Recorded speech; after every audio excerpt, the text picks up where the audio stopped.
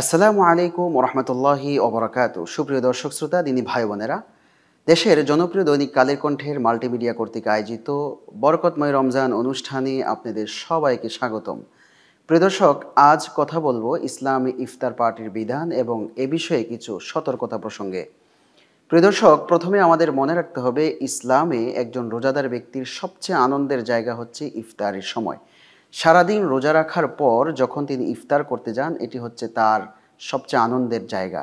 আল্লাহ রাসূল সাল্লাল্লাহু আলাইহি ওয়াসাল্লাম বলেছেন, একজন রোজাদার ব্যক্তির আনন্দের দুটো জায়গা রয়েছে। এক হচ্ছে ইফতারের সময়, আর দ্বিতীয় হচ্ছে তিনি যখন রবের সঙ্গে সাক্ষাৎ করবেন। কারণ ওই সময় আল্লাহ রাব্বুল আলামিন একজন রোজাদার ব্যক্তিকে নিজ হাতে পুরস্কার দিবেন। এটাই হবে তার সবচেয়ে আনন্দের বিষয়। প্রিয় দর্শক, ইফতার করা এটি সুন্নাহ একটি আমল। আল্লাহ রাসূল সাল্লাল্লাহু আলাইহি সাল্লাম নিয়মিত ইফতার করেছেন। আমাদের সালাফ যারা রয়েছেন, পূর্ববর্তী মনীষীগণ, প্রত্যেকেই এই সুন্নাহকে পালন করেছেন, এই সুন্নাহর প্রতি যথেষ্ট যত্নশীল ছিলেন। আল্লাহ রাসূল সাল্লাল্লাহু আলাইহি ইসলামের কাছে যখন কোনো প্রতিনিধি দল আসতো, তখন তিনি কোনো সাহাবীর ঘরে বা পাশে তাঁবুটা নিয়ে সেখানে ইফতারের আয়োজন করতেন। বেলাল রাদিয়াল্লাহু তাআলা আনহু বলেন, আমি তাদের মেহমানদারি করাতাম।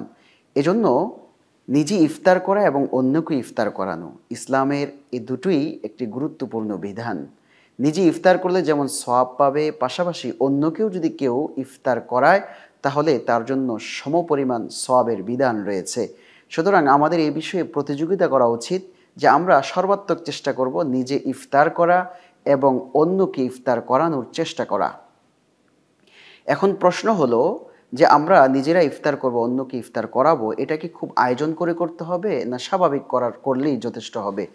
এক্ষেত্রে ইসলামের একটা মৌলিক বিধান হচ্ছে আমলকে খুব নিয়তের সাথে, ইখলাসের সাথে করা।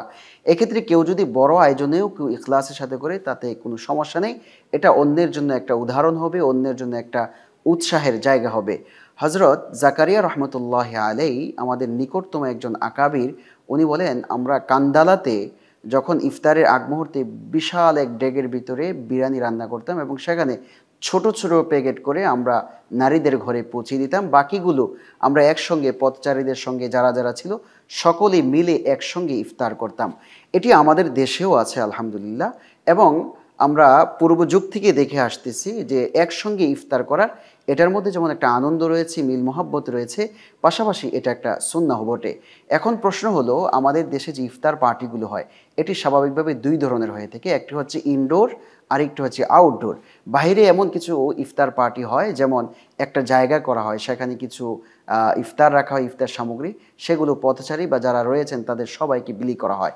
এক্ষেত্রে আমাদের একটি বিধান হচ্ছে, ইসলামে এক্ষেত্রে অবশ্যই জায়েজ এবং মানুষকে উৎসাহর জন্য হলেও বা ইসলামের জায়গা থেকে এটিকে অবশ্যই সমর্থন করে।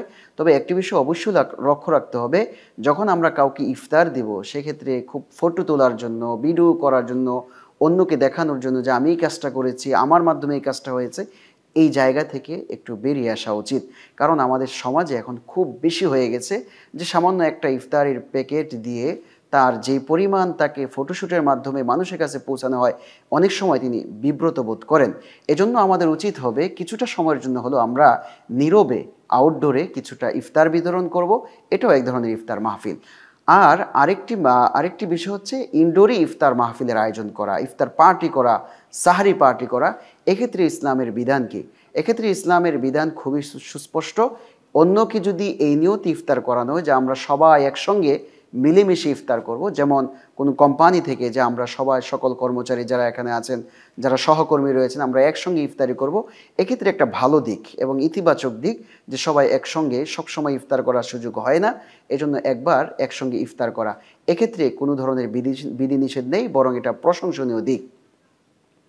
কিন্তু এটাকে যদি আমরা একেবারে নিয়মিত ফ্যাশন রূপে নিয়ে যাই, যে না একেবারে আমাদের যদি না করি তাহলে কি বলবে মানুষ, কি বলবে মানুষ, এই জায়গাতে আমাদের কিনে হাসাহাসি করবে যে একটা ইফতার আয়োজন করতে পারলো না, এই ধরনের নিয়ত থেকে আমাদের বেরিয়ে আসা উচিত।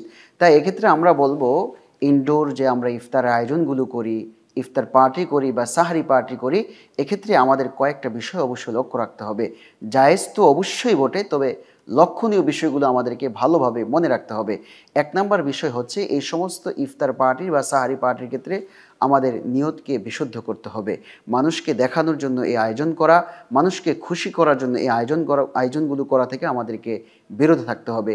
আমরা যদি এই জায়গাতে ইখলাসকে পরিপূর্ণ মাত্রায় রাখি, আমরা যদি এভাবে আয়োজনগুলো করি আল্লাহর জন্য, তাহলে অবশ্যই আমাদের জন্য অসংখ্য পুরস্কারের ব্যবস্থা রয়েছে।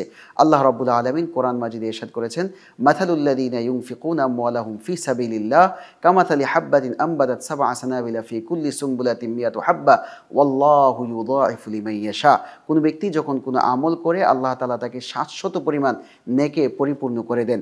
ওয়াল্লাহু ইউযাইফু লিমান ইয়াশা, আল্লাহ তার পরের অংশ উল্লেখ করে বলেন আল্লাহ চাইলে তাকে বাড়িয়ে দেন। মুফাসসিরিন ইকরাম লেখেন এখানে বাড়িয়ে দেওয়ার অর্থ কি? এর অর্থ হচ্ছে কোনো ব্যক্তি যখন তার পূর্ণ মাত্রায় ইখলাস থাকবে, আল্লাহ তাআলা তাকে কত পরিমাণ দিবে মানুষ তা কল্পনাই করতে পারে না। পাশাপাশি এটা যদি একেবারে আল্লাহর জন্য এই আয়োজনগুলো পার্টিগুলো করে থাকে, তাহলে অবশ্যই লাহুম আজরুন কারীম, আল্লাহ তাআলা তাদের জন্য মহা পুরস্কারের ব্যবস্থা রেখেছেন। ওয়ালা খাউফুন আলাইহিম ওয়ালা হুম ইয়াহজানুন, কিয়ামতের দিনেও তাদের কোনো ভয় থাকবে না।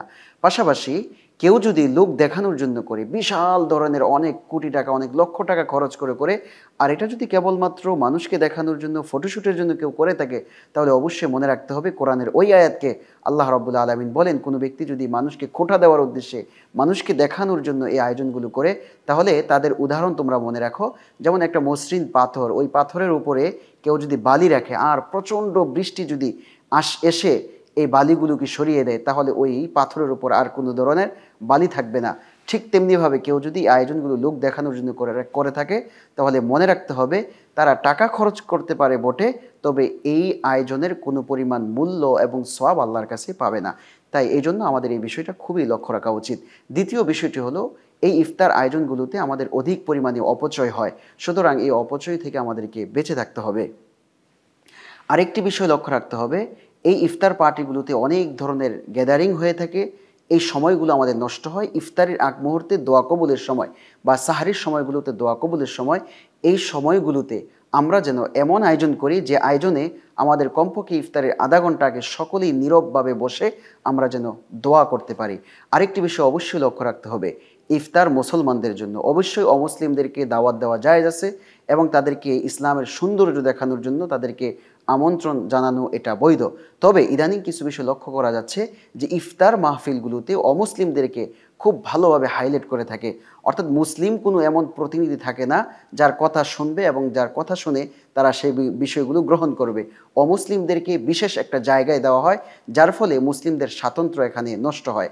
আরেকটি বিষয় মনে রাখতে হবে যে ইসলামী এই সমস্ত ইফতার আয়োজনগুলোতে অবশ্যই দ্বীনি আলোচনা যেন হয়, কোনো ধরনের দুনিয়াবি আলোচনার জন্য যেন এই ধরনের মঞ্চ তৈরি করা না হয়।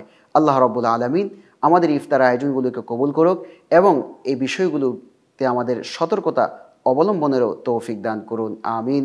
ওয়া আখিরুদ দাওয়ানা আনিল হামদুলিল্লাহি রাব্বিল আলামিন।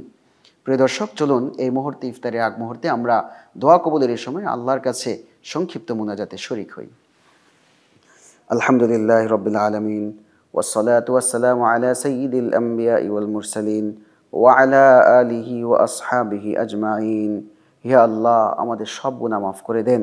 ইয়া আল্লাহ, আমাদের অপরাধকে ক্ষমা করে দেন। ইয়া আল্লাহ, আমাদের আব্বা আম্মাকে মাফ করে দেন। ইয়া আল্লাহ, আমাদের ইফতারগুলোকে কবুল করে নেন, আমাদের ইফতারের আয়োজনগুলোকে কবুল করে নেন, আমাদের সাহারির আয়োজনগুলোকে কবুল করে নেন।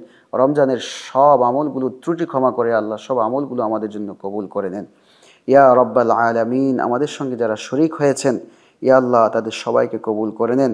তাদের দিলের যে তামান্নাগুলো আছে, সব তামান্নাগুলো আপনি কবুল আর মঞ্জুর করে নেন।